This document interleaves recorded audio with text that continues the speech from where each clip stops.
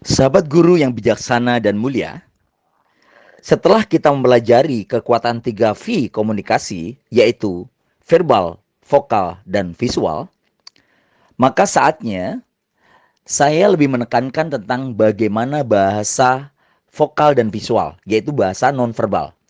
Kalau verbal adalah kekuatan kata-kata saja, namun kekuatan vokal dan visual ini ternyata mendominasi yang luar biasa 38 dan 55. Saya akan mulai di bagaimana Anda kekuatan vokal. Ketika Anda memberikan pembelajaran kepada siswa-siswi didik Anda, maka saya berikan rahasia kekuatan vokal. Yang pertama adalah jelas. Yang kedua adalah bulat. Dan yang ketiga adalah berjeda. Jadi sekali lagi, jelas, bulat, berjeda. Tentu akan dirasakan berbeda kalau Anda menyampaikannya adalah dengan pola tadi, jelas, bulat, berjeda. Contoh sederhana. Ketika saya menyampaikan dengan cara yang tidak bulat dan tidak berjeda, apalagi tidak jelas, contohnya seperti ini.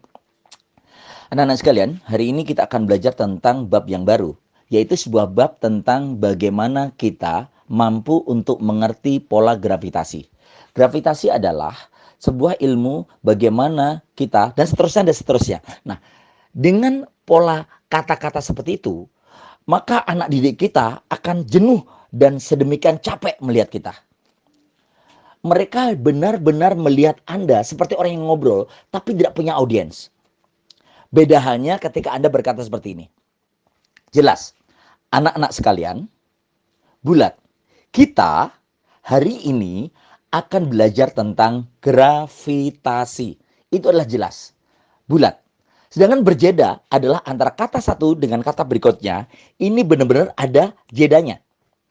Anak-anak sekalian, hari ini kita akan belajar tentang ilmu gravitasi. Ada yang sudah tahu apa ilmu gravitasi itu? Siapa yang tahu? Silakan angkat tangannya. Oh ya, bagus. Amir, menurut kamu apa? Gravitasi adalah mungkin Amir menjawab. Ada bilang, oke, keren, bagus.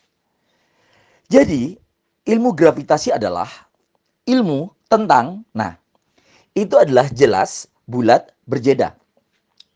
Jelas di sini, vokal Anda benar-benar terlihat, terasa, nyata. Bulat adalah benar-benar utuh. Jadi kalau saya berkata bola, itu benar-benar bola, bukan bola. Nah, itu nggak jelas. Kalau saya berbicara tentang bermain, itu jelas. Jangan sampai kita akan bermain bersama-sama. Itu oke sih, tapi nggak jelas gitu. Berjeda antara satu kata dengan kata berikutnya, itu ada jeda.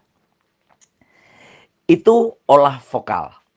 Sekali lagi, ketika saya berbagi ilmu menjadi seorang motivator, saya pastikan bahwa audiens saya tidak terjenuhkan dengan bahasa yang tidak jelas.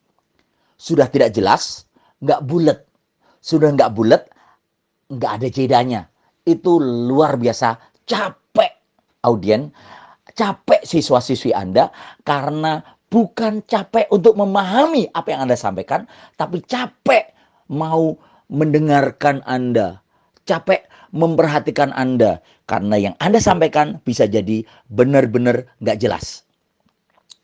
Sahabat guru yang luar biasa, coba bandingkan ketika saya memakai pola jelas, bulat, dan berjeda dengan ketika tidak memakai bahasa jelas, bulat, dan berjeda. Contoh ya. Contoh yang pertama, contoh biasa. Memaafkan memang tidak bisa merubah masa lalu. Namun, memaafkan akan memperindah masa depan. Itu adalah kalimat biasa. Tanpa tekanan, tanpa bulat, tanpa jeda. Coba Anda bandingkan dengan yang kedua.